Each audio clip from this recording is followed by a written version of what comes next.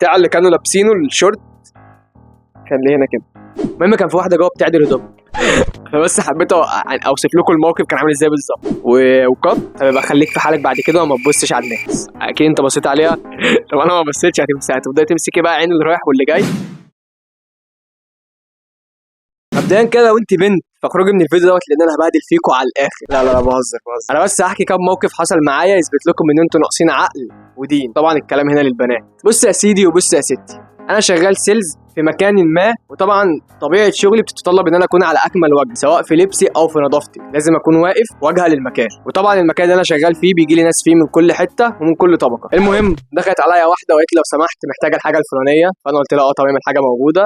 المهم فرحت اجيب لها الحاجه وجيت. المهم في نص الكلام وانا بقنعها انها تشتري حاجه تاني وبحاول ابيع لها مثلا منتجات تاني من عندي، لقيتها سابت كل الكلام وقطعت نص كلامي وفجاه راحت بصالي كده وقالت لي هو انت فاتح صدرك ليه؟ انت فرحان بصدرك يعني؟ المهم انا سكت كده وبصيت لها وابتسمت ابتسامه خفيفه كده وقلت لها انت ليه بتقولي كده؟ قالت لي اصل شايفاك فاتح صدرك وفاتح القميص على الاخر وبتاع. فانا بصيت لها بكل برود اعصاب وقلت لها اولا انا مش باين عورتي، انا عورتي من الركبه للسره، وبعدين انا مش فاتح القميص الفتحه اللي هي اللي لحد بطني، فاتح القميص لحد هنا بس، لحد هنا حرفيا لحد هنا. هي الصوره دي انا اليوم ده كنت لابس اللبس ده. المهم فقلت لها ان انا مش بعمل حاجه حرام يعني، سيبك بقى من كل دوت وتعالى خد المفاجاه. البنت كانت لابسه كده، لابسه قط وحاجه لحد البطن كده اللي هو اللي اسمه توب تقريبا، وتقريبا يعني الحاجات دي بتلبس في البيت بس، يعني اعرف ان اللبس ده لبس بيت. فحرفيا لبسها كان كده وبطنها باينه ولابسه قط وبتاع، فانا مش عايز اخش في تفاصيل اكتر من كده. هو مش المفروض ان هو ده بيتلبس في البيت بس، انا اعرف ان اللبس ده بيتلبس في البيت. المهم فقلت لها طب انت مش شايفه نفسك انت لابسه ازاي؟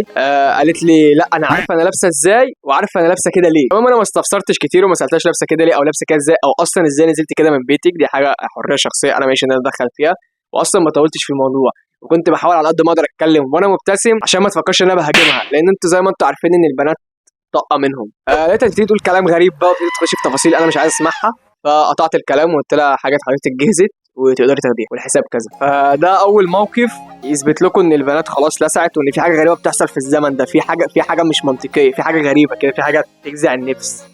موقف تاني برضو حصل معايا. بصوا في الاغلب انا مش نازل فيديو ده على اليوتيوب، لو نزلته على اليوتيوب فاعرفوا ان انا غضيت من المواضيع دي وجدد من الحاجات دي كلها. المهم موقف تاني حصل معايا، انا في قدامي في الشغل بتاعي في محل قدامي على طول، تمام؟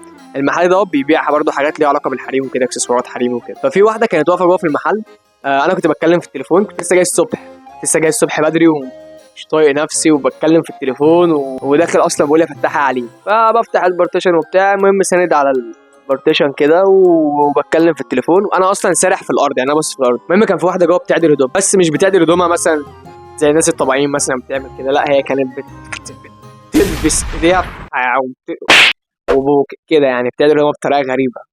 المهم انا والله مش باصص عليها، انا بس مسرحان كده في الارض وبتكلم في التليفون. قاعد جالي بتقول لي معاك فكه 200؟ قلت لها لا والله ما معيش مش معايا. قالت لي طب يبقى خليك في حالك بعد كده وما تبصش على الناس. المهم طبعا هتسالوني دلوقتي طب انت عرفت منين هي بتغير؟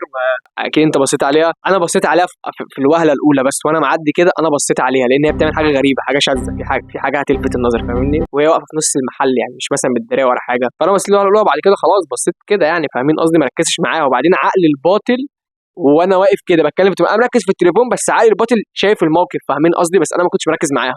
المهم راحت جت قالت لي ركز في شغلك وبطل تبص عني. المهم انا بصيت لها كده مش عارف ارد عليها ولا هي قرفان منها بصراحه، يعني بصراحه قرفان جدا.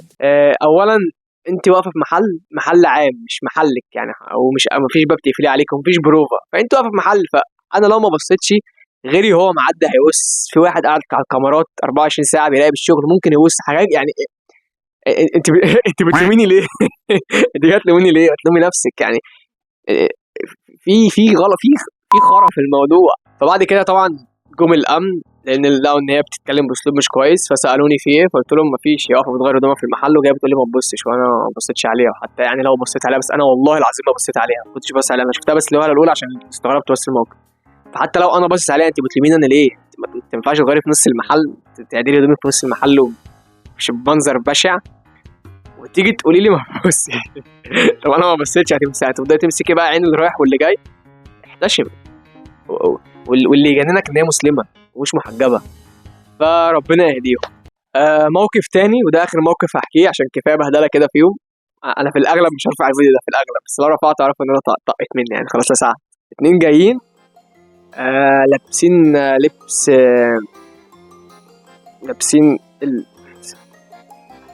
البتاع اللي كانوا لابسينه، الشورت كان ليه هنا كده، بس حبيت بس حبيت اوصف لكم الموقف كان عامل ازاي بالظبط. لابسين شورت وقط، وطبعا التوب اللي هو بيبين البطن دوت، اتنين لابسين نفس اللبس تقريبا، كانوا عاملين اوتفيت مع بعض او مطقمين مع بعض حاجه زي كده. المهم الاتنين جايين طبعا هق ومق بقى وضحك وصوت عالي والدنيا خربانه وحاجات غريبه كده بتحصل لا يتحملها العقل. فطبعا بتهزر مع اللي شغالين معايا، وهزار ممكن يوصل ساعات للايد، تهزر بالايد وكده ويخرب بيتك والكلام ده، انتوا عارفين بقى حاجات الحريم دي بقى. المهم ففي جنبي برضو زميلي بيبيع برضو حاجات ليها علاقه برضو بالحريم، اكسسوارات وحاجات زي كده. فكان واقف بيبيع لها، بيقول لها دي بكذا ودي بكذا، فهي طبعا عشان محترمه جدا اوسخ من كده مفيش، فحس انها لصاحبتها، فراحت قالت لها يا حازم انت بتتكلم جد؟ احترام غير طبيعي، بتحترمها بشكل مش طبيعي يا حاجه، عشان بس دماغي ما تطقش مني يعني. حضرتك يعني انتوا خلاص الحاجه يعني مش مكسوفين من شكلكم ومن لبسكم وجايين يعني خلاص الاسم هو اللي هيعرفكم يعني، خلاص مش هينفع تقولي الاسم عشان محدش يعرف اسمها. كل اللي هقوله حسب الله ونعم الوكيل والله. لو نزلت الفيديوهات والله في الاغلب انا طقت مني، انا ما بحبش اتكلم في المواضيع دي، ولا بحب اتكلم في المشاكل ديت ولا العلاقات ولا الكلام ده كله، ما بحبش اتكلم فيه. بس عادي يعني انا نزلته فبقى نزلته عشان انا قضيت خلاص من اللي بشوفه. الزمن غير الزمن اللي احنا كنا بنعيشه خالص. زمان لو كان في واحده ماشيه في الشارع و حته مثلا من كتفها باينه مثلا او لابسه قط وفي مثلا حاجه بكم وحته مثلا من كتفها، كانت تلاقي الراجل بقى ابتدى يثور عليها واسف كده، ابتدى يبقى في شهوه مثلا، حس بحاجه او في منظر اول ما نشوفه. بس فكره ان المنظر اللي مش طبيعي دلوقتي ومش تقليدي، ان الواحد تبقى محتشمه، ده اللي بقى صعب، فاهمني؟ ان الواحد يمشي في الشارع يلاقي واحده محتشمه، دي حاجه غريبه في الشارع، انت محتشمه كده ازاي؟ لكن لو ماشيه مثلا لابسه بيكيني وماشيه في الشارع عادي، فدي حاجه طبيعيه ومبلاش تتاثر بالمواضيع دي. فربنا يهدي وحسبي ونعم الوكيل واليها رب تموتوا. لا بهزر والله العظيم، الفيديو دوت ما هو الا هزار. انا بحترم كل الشخصيات وكل الاراء، وفي الاول وفي الاخر ده لبسك وانت حره. لو حلو فانت اللي هتاخدي الحلو، ولو وحش فانت اللي هتاخدي الوحش. الحساب او الذنب اللي انت بتشيليه فانت لوحدك هتشيليه، محدش غيرك هيشيل. فالفيديو والله للهزار بس مش اكتر، انا طالع بس اقول المواقف اللي حصلت اللي انا مستغرب منها مش اكتر يعني. انا طالع بنتقد حد وهو طالع فعلا بشتم بنات ولا حاجه، لا والله يعني. وعالم ممكن تكون مثلا واحده لاسعه صاحبتها عملت كده مثلا، فهي عملت كده، ممكن تكون محترمه وبنت ناس قوي، بس عادي. ابوها مثلا ممكن يكون راجل كبير في السن بتاع، ايا يكن الظروف اللي كانت تنزل كده عادي يعني. ممكن نحط 70 عذر، مش لازم من اول عذر ان بنت مش كويسه يعني. بس انا بحب كل البنات، كل البنات بتحبك، كل البنات حلوين. اشوفكم فيديو تاني، جود باي.